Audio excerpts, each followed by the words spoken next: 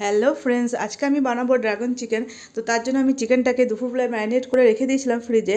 আর এর মধ্যে কী কী উপকরণ মিশিয়েছে সেটা তোমাদের সাথে আজকে শেয়ার করছি।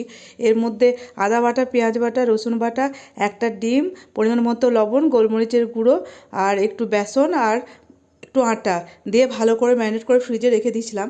এরপর সন্ধেবেলায় বের করে আমি অন্যান্য উপকরণগুলো কেটে নিলাম, যেমন ক্যাপসিকাম কুচি, পেঁয়াজ কুচি, টমেটো কুচি আর লঙ্কা কুচি। সমস্ত উপকরণগুলো কেটে এরপর আমি ম্যারিনেট করা চিকেনগুলোকে পকোড়ার আকারে এক এক করে ভেজে নিচ্ছি।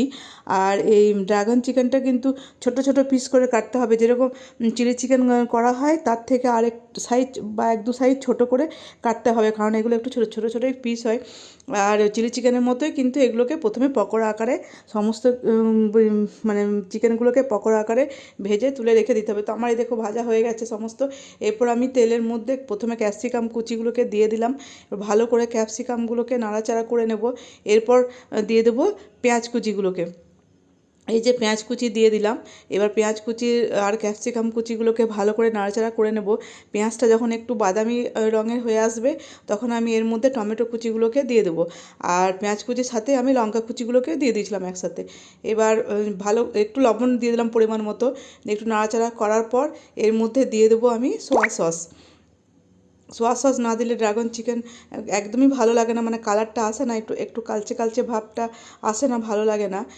আর তারপরে দিয়ে দিলাম আমি টমেটো সস। তো টমেটো সসটা দেওয়ার সময় ক্যামেরাটা অন ছিল না বলে আমি এটা দেখাতে পারিনি। তো সোয়া সস আর টমেটো সস দুটোই দিতে হবে। ভালো করে নাড়াচাড়া করার পর পকোড়াগুলোকে এর মধ্যে দিয়ে দিতে হবে। এবার পকোড়া আর সমস্ত উপকরণগুলোকে ভালো করে কিন্তু নাড়াচাড়া করতে হবে। যখন একদম একটু কালচে কালচে ভাব হয়ে যাবে তখন বুঝবে এটা হয়ে গেছে। তো আমি দেখতে পাচ্ছি আমি ভালো করে নাড়াচাড়া করে নিলাম। আর তারপর দিয়ে দিলাম একটু গোলমরিচকে থেতো করে, হামানদিস্তাতে করে গোটা গোলমরিচ থেতো করে ওপর থেকে ছড়িয়ে ভালো করে নাড়াচাড়া করলাম। দেখতে পাচ্ছ আমার রঙটা খুবই সুন্দর এসছে, কালারটা খুব সুন্দর হয়েছে। তো আমার ড্রাগন চিকেন একদম রেডি। এবার আমি গরম গরম সার্ভ করব সবাইকে। এই যে আমার একদম রেডি, এবার আমি সার্ভ করেছি। দেখে মনে হচ্ছে দারুণ হয়েছে, খেতেও দারুণ হয়েছিল। তোমরা অবশ্যই বাড়িতে একবার বানিয়ে খাবে। ভিডিওটা ভালো লাগলে অবশ্যই লাইক করো, শেয়ার করো। টাটা।